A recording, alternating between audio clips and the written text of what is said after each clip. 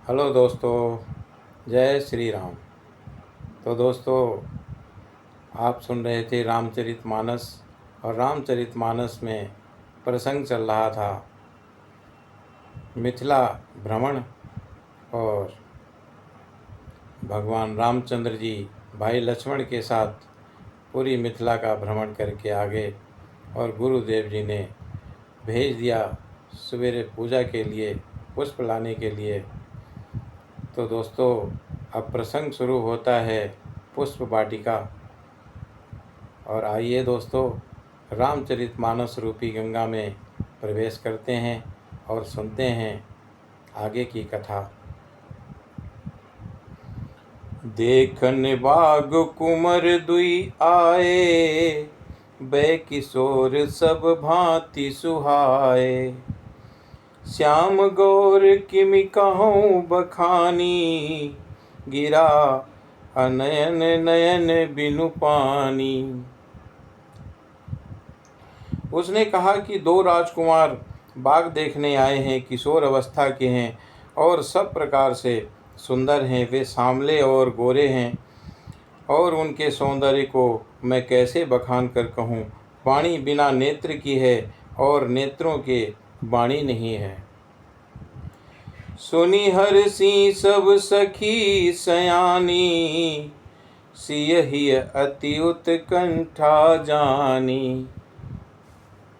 एक कहई नृप सुत तेहि आली, सुने जे मुनि संग आए काली। ये सुनकर और सीता जी के हृदय में बड़ी उत्कंठा जानकर सब सयानी सखियां प्रसन्न हुईं।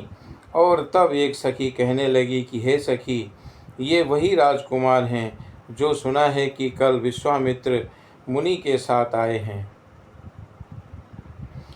जिन निज रूप मोहनी डारी, कीन्हे सुवस नगर नर नारी। बरनत छवि जहाँ तहाँ सब लोगू, अवश्य देखिए ही देखन जोगू।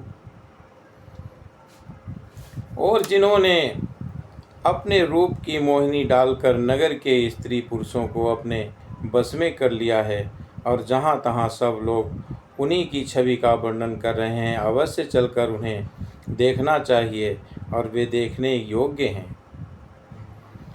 तासु बचन अतिशय सुहाने, दरस लागी लोचन अकुलाने।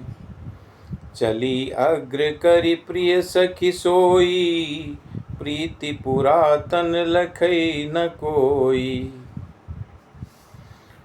उसके वचन सीता जी को अत्यंत प्रिय लगे और दर्शन के लिए उनके नेत्र अकुला उठे। और उसी प्यारी सखी को आगे करके सीता जी चलीं। और पुरानी प्रीति को कोई कौन जानता है। सुमरि सिय नारद बचन, उपजी प्रीति पुनीत। चकित बिलोकति सकल दिशि, जनु शिशु मृगी सवीत। नारद जी के वचनों का स्मरण करके सीता जी के मन में पवित्र प्रीति उत्पन्न हुई और वे चकित होकर सब ओर इस तरह देख रही हैं कि मानो डरी हुई मृगछोनी इधर उधर देख रही हो। कंकन किंकिन नूपुर धुनि सुनी, कहत लखन सन राम हृदय गुनी।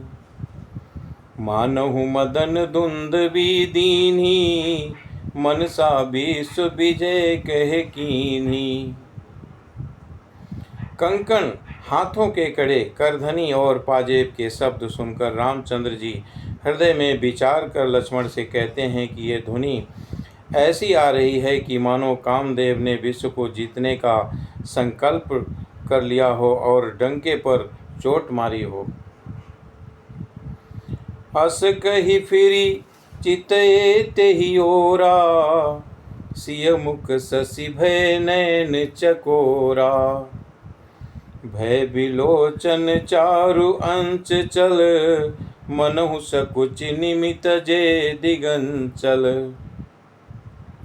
ऐसा कहकर रामचंद्र जी ने फिरकर उस ओर देखा और सीता जी के मुख की रूपी चंद्रमा जो निहारने के लिए उनके नेत्र चकोर बन गए और सुंदर नेत्र स्थिर हो गए और टकटकी लग गई, मानो निमि जनक जी के पूर्वज ने, जिनकी सबकी पलकों में निवास माना गया है, और लड़की दामाद के मिलन प्रसंग को देखना उचित नहीं, इस भाव से सकचाकर पलकें छोड़ दीं और पलकों में रहना छोड़ दिया, और जिससे पलकों का गिरना रुक गया।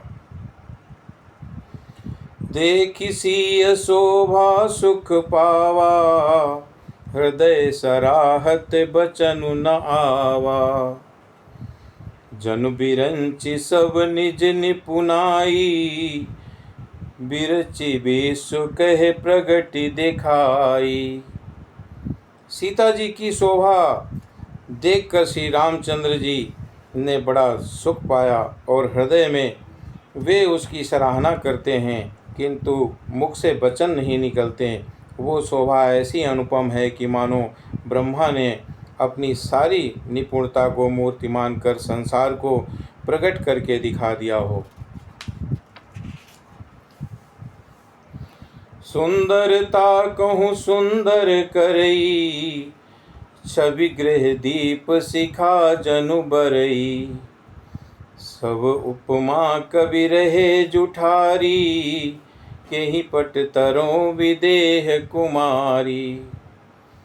वो सीता जी की शोभा सुंदरता को भी सुंदर करने वाली है, और वो ऐसी मालूम होती हैं कि मानो सुंदरता रूपी घर में दीपक की लौ जल रही हो, और अब तक सुंदरता रूपी भवन में अंधेरा था, और वो भवन मानो सीता जी की सुंदरता रूपी दीप शिखा को पाकर जगमगा उठा है और पहले से भी अधिक सुंदर हो गया है।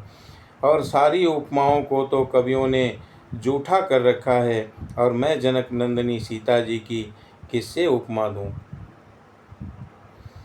सिय शोभा हिय वरनी प्रभु, आपनी दशा विचारी। बोले सुचि मन अनुज सन, बचन समय अनुहारी।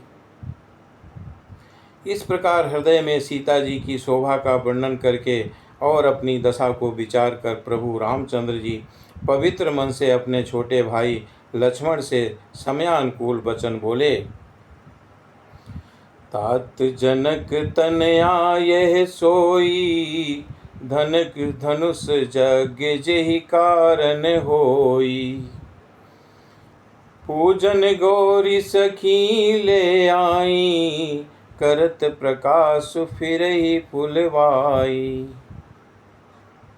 हे तात, ये वही जनक नंदिनी है जिसके लिए धनुष यज्ञ हो रहा है, और सखियां इसे गौरी पूजन के लिए ले आई हैं, और ये फुलवाड़ी में प्रकाश करती हुई फिर रही है। जासु बिलोकी अलौकिक शोभा, सहज पुनीत मोर मनु छोभा। सो सब कारण जान विधाता, पर कहीं सुबद अंग सुनु भ्राता। जिसकी अलौकिक सुंदरता देखकर स्वभाव से ही पवित्र मेरा मन क्षुब्ध हो गया, और वो सब कारण अथवा उसका सब कारण तो विधाता जाने, किंतु हे भाई सुनो, मेरे मंगलदायक दाहिने अंग फड़क रहे हैं। रघुवंशी ने कर सहज सुभाऊ, मनु कुपंत पगु धरई न काऊ। मोहि अतिशय प्रतीति मन केरी, और जहि सपने हूँ पर नारी नहेरी। रघुवंशियों का ये सहज जन्मगत स्वभाव है कि उनका मन कभी कुमार्ग पर नहीं रखता, और मुझे तो अपने मन का अत्यंत ही विश्वास है कि जिसने जगत की कौन कहे स्वप्न में भी पराई स्त्री पर दृष्टि नहीं डाली है। जिनके लहई नरि पुरन पीठी, और नहीं पावहीं पर तिये मनु डीठी। मगन लहाई न जिनके नाही, अते नर नरबर थोरे जग माही। रण में शत्रु जिनकी पीठ नहीं देख पाते, अर्थात जो लड़ाई के मैदान से भागते नहीं, और पराई स्त्रियां जिनके मन और दृष्टि को नहीं खींच पाती, और भिखारी जिनके यहाँ से नहीं पाते हैं, और खाली हाथ नहीं लौटते हैं, ऐसे श्रेष्ठ पुरुष संसार में थोड़े हैं।